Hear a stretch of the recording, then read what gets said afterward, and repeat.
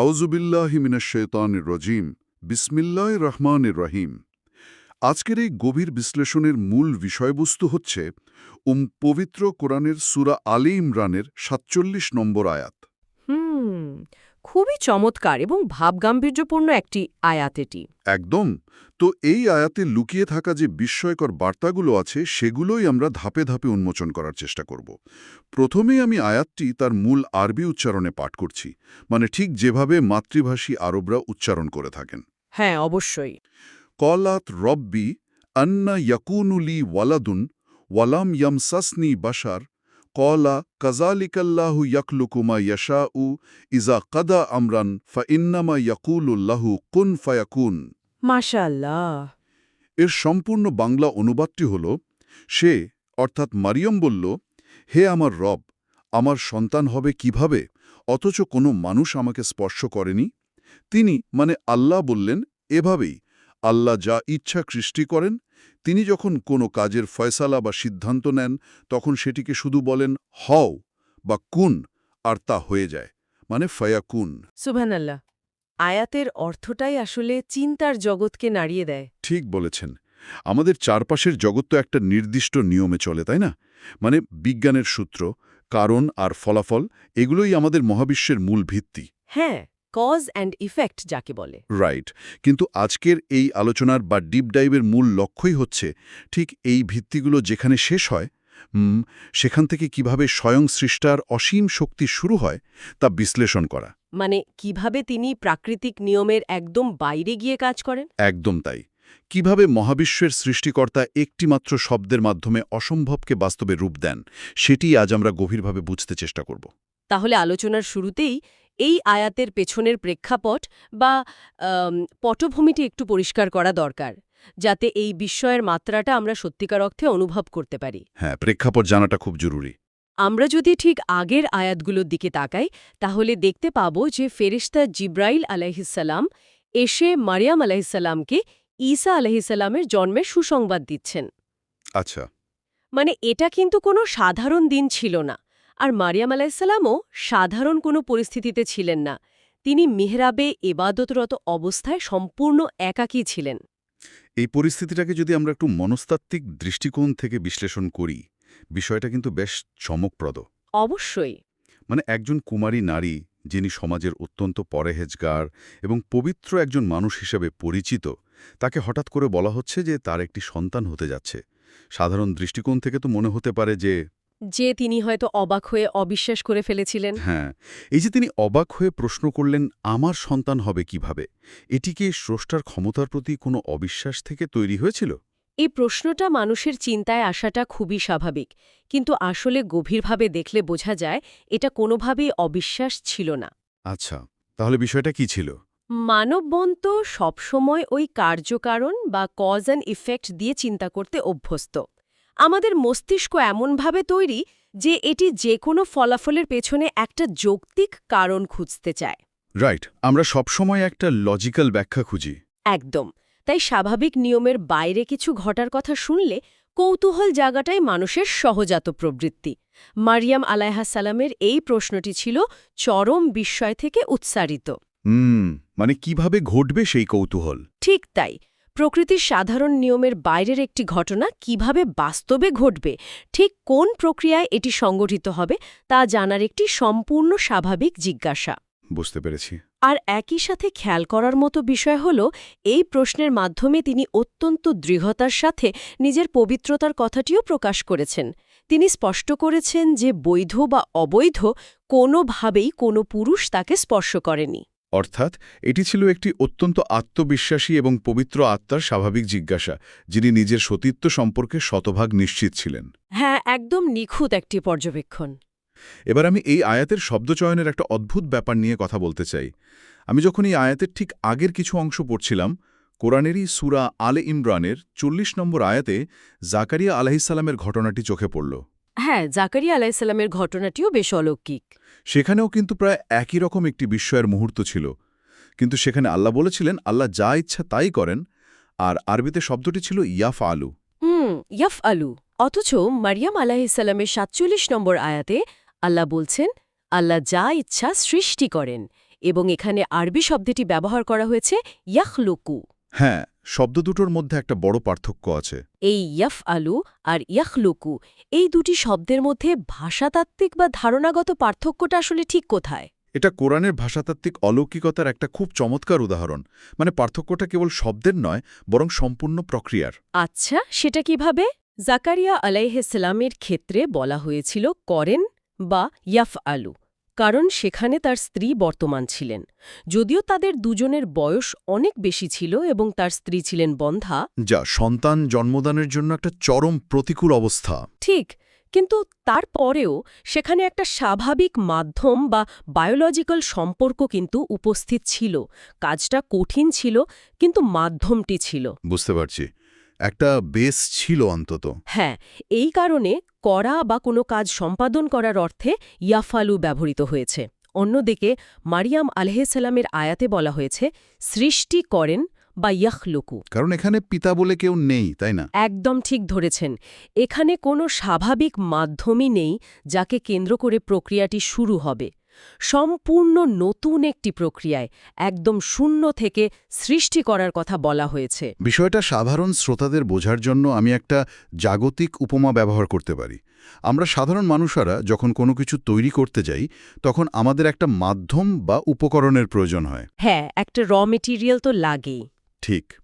যেমন ধরুন, একটা ফার্নিচার বানাতে গেলে কাঠ লাগে, একটা গাড়ি বানাতে গেলে ফ্যাক্টরি আর মেটাল লাগে, আবার ল্যাবে কোনো ঔষধ বানাতে গেলেও গবেষকদের কাঁচামাল বা কেমিক্যাল লাগে। রাইট। আমরা আসলে কিছুই শূন্য থেকে সৃষ্টি করি না, আমরা কেবল বিদ্যমান কাঁচামালগুলোকে নতুন একটা রূপ দিই।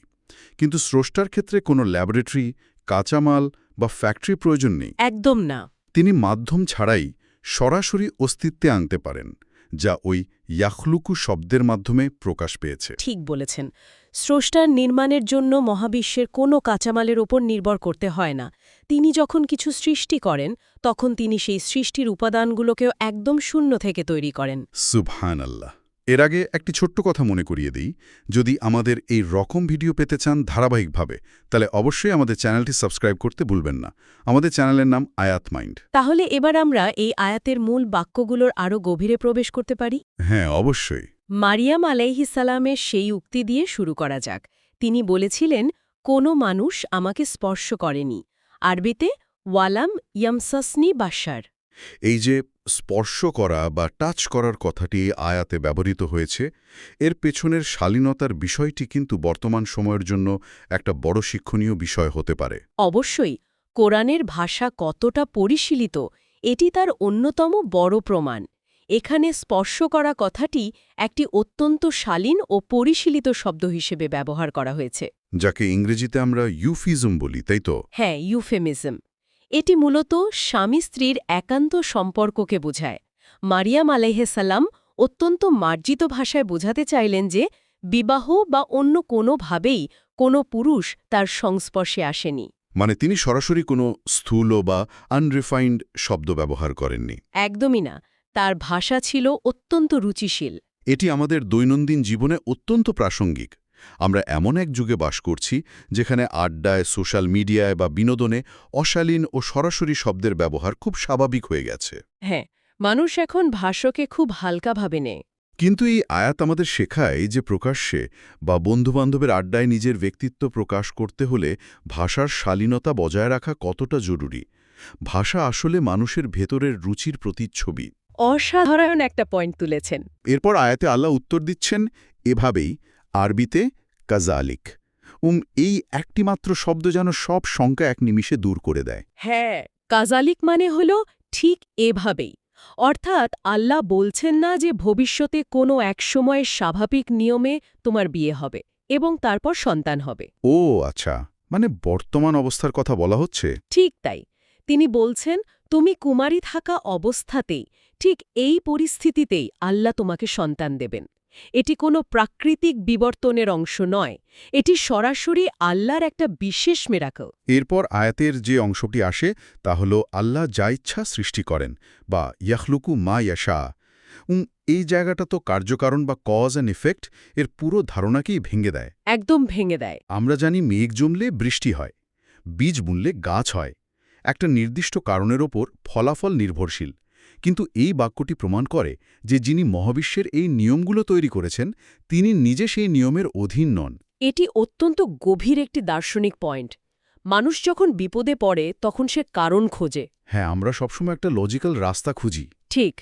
যখন চিকিৎসা বিজ্ঞান জবাব দিয়ে দেয় বা যখন জীবনের সব রাস্তা বন্ধ মনে হয় তখন আমরা হতাশ হয়ে পড়ি। কারণ আমাদের চারপাশের প্রচলিত লজিক বলছে বাঁচার কোনো কারণ অবশিষ্ট নেই। রাইট, তখন মনে হয় সব শেষ। কিন্তু ইয়াখলুকু মা ইয়াশা আমাদের শেখায় যে আল্লাহ কারণ ছাড়াই ফলাফল সৃষ্টি করতে পারেন। লজিক বা যুক্তি যখন কাজ করে না তখন স্রষ্টার ইচ্ছার ওপর ভরসা করে মনকে শান্ত রাখা যায়। সুবহানাল্লাহ।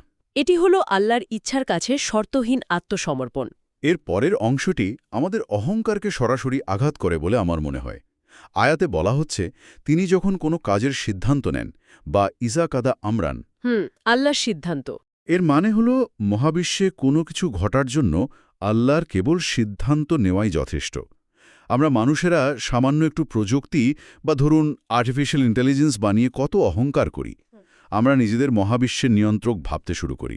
অথচ একটু গভীরভাবে চিন্তা করলে দেখা যায় আমাদের সবচেয়ে বড় বৈজ্ঞানিক আবিষ্কারগুলো হাজারটা ভেরিয়েবলের ওপর নির্ভরশীল। একদম তাই, একটু এদিক ওদিক হলেই সব শেষ।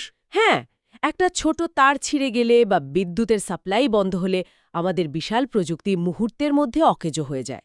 কিন্তু আল্লাহর কোনো প্ল্যান বাস্তবায়নের জন্য কোনো নির্দিষ্ট পরিকাঠামোর প্রয়োজন নেই। কোনো ইনফ্রাস্ট্রাকচার লাগে না। না, তার ইচ্ছাই তার উইলই হল সৃষ্টির মূল উপাদান। তিনি শুধু সিদ্ধান্ত নেন আর সেটাই চূড়ান্ত। এই উপলব্ধি মানুষের ভেতরে বিনয় তৈরি করতে বাধ্য। রাইট, অহংকার ধূলিসাৎ হয়ে যায়। গ্যালাক্সি থেকে শুরু করে ক্ষুদ্রতম ভাইরাস পর্যন্ত সবকিছুর নিয়ন্ত্রণ ওই একটি সিদ্ধান্তের উপর নির্ভরশীল। আর সেই চূড়ান্ত সিদ্ধান্তটি প্রকাশ পায় আয়াতের শেষ অংশে, হও আর তা হয়ে যায়, অর্থাৎ কুন ফায়াকুন। হ্যাঁ, মহাবিশ্বের সবচেয়ে শক্তিশালী নির্দেশ। ঈসা আলাইহিসসালামের জন্ম ঠিক এই একটিমাত্র শব্দের ফসল। তাকে কোনো দীর্ঘ বায়োলজিক্যাল প্রসেস পার হতে হয়নি। আর ঠিক এই কারণেই তিনি ঈশ্বরের পুত্র নন, বরং তিনি হলেন সম্পূর্ণভাবে আল্লাহর একটি হুকুম বা আদেশের বাস্তব রূপ। একদম সঠিক। কুন বা হও বললে কাজ হতে এক মুহূর্তও দেরি হয় না।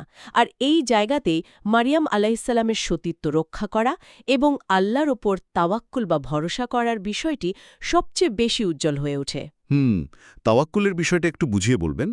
চারপাশের চরম বৈরী পরিবেশ, ফিতনা এবং সামাজিক অপবাদের ভয়ের মাঝেও তিনি নিজের চরিত্রকে পবিত্র রেখেছিলেন।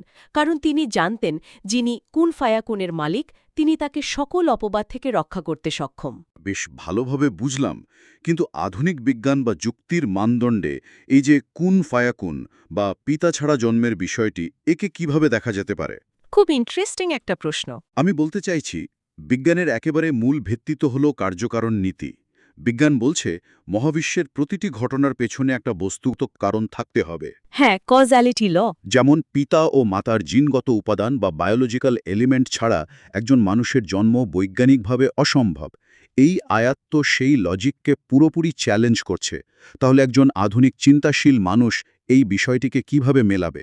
এটা একটি দুর্দান্ত এবং অত্যন্ত সময়োপযোগী আলোচনার বিষয়। বিজ্ঞান আসলেই প্রকৃতির ভেতরে থাকা নিয়মগুলো নিয়ে কাজ করে, কিন্তু ঠিক এখানেই দর্শন বা ফিলসফি আমাদের সাহায্য করে।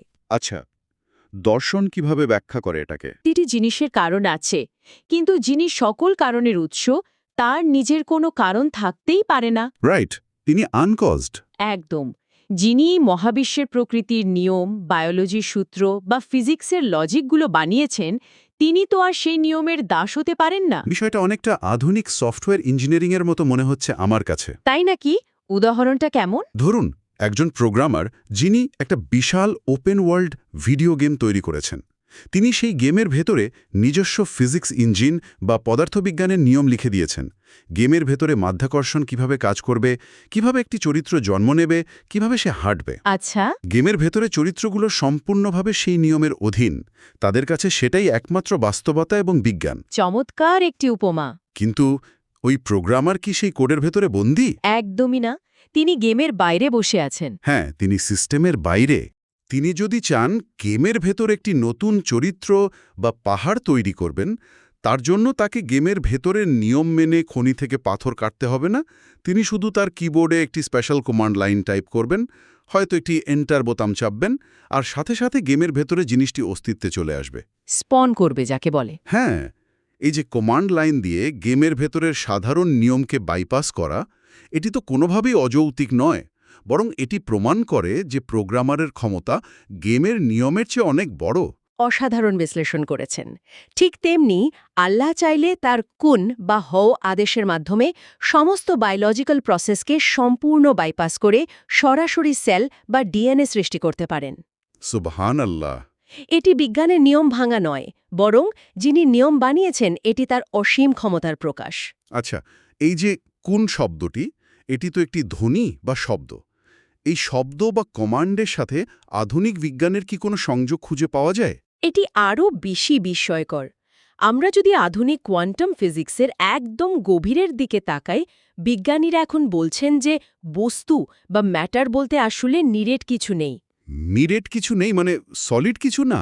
না, একটি অণুকে ভাঙলে আমরা পরমাণু পাই, তাকে ভাঙলে ইলেকট্রন প্রোটন, তাকে ভাঙলে কোয়ার্ক, এবং একদম শেষে গিয়ে দেখা যায় এগুলো নিছকই কিছু তরঙ্গের স্পন্দন বা ভাইব্রেশন। তার মানে এই মহাবিশ্বের সবকিছুর মূলেই রয়েছে এক ধরনের ইনফরমেশন বা তথ্য। বস্তু আসলে জমাট বাঁধা এনার্জি বা ইনফরমেশনের একটা রূপমাত্র। একদম তাই। কোয়ান্টাম ফিল্ড থিওরিতে বলা হয় শূন্যতা বা ভ্যাকিউম আসলে সম্পূর্ণ খালি নয়, বরং এটি এনার্জির একটি ক্ষেত্র। আচ্ছা, যখন সেখানে সঠিক ইনফরমেশন বা স্পন্দন দেয়া হয়, তখন সেই এনার্জি বস্তুতে রূপান্তরিত হয়। আল্লাহর এই কুন শব্দটি হল সেই চূড়ান্ত, আদি এবং সবচেয়ে শক্তিশালী ইনফরমেশন বা ভাইব্রেশন। ও আচ্ছা, বুঝতে পারছি। যখন আল্লাহ কুন বলেন, তখন সেই চূড়ান্ত নির্দেশটি মহাবিশ্বের শূন্যতায় ছড়িয়ে পড়ে এবং সাথে সাথে তা পরম শূন্যতাকে পদার্থে বা ম্যাটারে রূপান্তর করে। এর জন্য মিলিয়ন বছরের বিবর্তনের প্রয়োজন হয় না, কোনো কাঁচামালেরও প্রয়োজন হয় না। এটা সত্যি চিন্তার জগৎকে নাড়িয়ে দেওয়ার মতো একটা ধারণা। তার মানে কোয়ান্টাম ফিজিক্স যেটাকে ইনফরমেশন দিয়ে তরঙ্গকে বস্তুতে রূপান্তরের কথা বলছে, সেটাই মূলত কোরআনের এই ঐশী আদেশ বা ডিভাইন ওয়ার্ডের প্রতিফলন। হ্যাঁ, অনেকটা সেভাবেই বলা যায়। কোন শব্দটি সরাসরি এনার্জিকে নির্দেশ দিচ্ছে পদার্থে পরিণত হওয়ার জন্য। ঠিক, এবং এটি আমাদের প্রমাণ করে যে আল্লাহর বাক্যই হল মহাবিশ্বের সবচেয়ে শক্তিশালী এনার্জি। আমরা আজকের আলোচনার একদম শেষ পর্যায়ে চলে এসেছি। যদি পুরো বিষয়টি সারসংক্ষেপ করা যায়, তাহলে আমরা দেখতে পাই যে আল্লাহর সৃষ্টি রহস্য মানুষের ক্ষুদ্র মস্তিষ্কে লজিক দিয়ে পুরোপুরি বোঝা বা মাপা সম্ভব নয়। একদমই সম্ভব নয়। আমরা আমাদের চারপাশের জগৎকে বোঝার জন্য বিজ্ঞান ব্যবহার করি, কিন্তু স্রষ্টাকে বোঝার জন্য আমাদের এই সীমাবদ্ধ লজিক মোটেও যথেষ্ট নয়। ঈসা আলাহিসাল্লামের জন্ম একটি অভাবনীয় মুজিজা, যা বারবার প্রমাণ করে যে আল্লাহর সমস্ত প্রাকৃতিক নিয়মের ঊর্ধ্বে। এই আয়াতটি আমাদের মনে করিয়ে দেয় যে আল্লাহর ডিকশনারিতে অসম্ভব বলে কোনো শব্দ নেই। এবং এটি আমাদের জীবনে এক বিশাল আশার সঞ্চার করে। আল্লাহ যখন কাউকে কিছু দিতে চান, তখন দুনিয়ার কোনো কারণ, কোনো মাধ্যমের অভাব বা কোনো নিয়মের সীমাবদ্ধতা তাকে আটকাতে পারে না। হ্যাঁ, সব বাধাই তখন তুচ্ছ হয়ে যায়। যখন সব দরজা বন্ধ হয়ে যায়, চারপাশের পরিস্থিতি যখন চরম অসম্ভব এবং অন্ধকার মনে হয়, তখনও একজন মুমিনের সবচেয়ে বড় ভরসার জায়গা হতে পারে এই কুন ফায়াকুন। এই গভীর আলোচনা শেষে আমি একটি ভাবনার খোরাক রেখে যেতে চাই। হ্যাঁ, অবশ্যই বলুন। একটু তলিয়ে ভেবে দেখার বিষয় হল, বিজ্ঞান সবসময় প্রকৃতির ভেতরে থাকা নিয়মগুলোকে আবিষ্কার করার চেষ্টা করে, কিন্তু আল্লাহ হলেন সেই সত্তা যিনি ওই নিয়মগুলো সৃষ্টি করেন, আবার প্রয়োজনে সেই নিয়মগুলোকে বাইপাস করে নতুন বাস্তবতা তৈরি করেন। চমৎকার একটি চিন্তার জায়গা। মানুষের লজিক এবং যুক্তির দৌড় ঠিক যেখানে গিয়ে শেষ হয়, আল্লাহর মুজিজা এবং অসীম ক্ষমতার প্রকাশ ঠিক সেখান থেকেই শুরু হয়। অসাধারণ একটি সমাপ্তি। যারা এতক্ষণ ধরে আমাদের এই গভীর বিশ্লেষণটি শুনছিলেন, আপনাদের জীবনের সবচেয়ে কঠিন বাধাগুলো, সবচেয়ে অসম্ভব বলে মনে হওয়া স্বপ্নগুলো আজই আল্লাহর কুন ফায়াকুনের কাছে সঁপে দেওয়ার চেষ্টা করে দেখুন। হ্যাঁ, তার উপর পূর্ণ বিশ্বাস রাখুন। কারণ যার একটি মাত্র শব্দে মহাবিশ্বের নিয়ম বদলে যায়, তার কাছে আমাদের যে কোনো সমস্যা সমাধানের জন্য কোনো পার্থিব নিয়মের প্রয়োজন নেই। সবাই ভালো থাকবেন। আল্লাহ হাফেজ।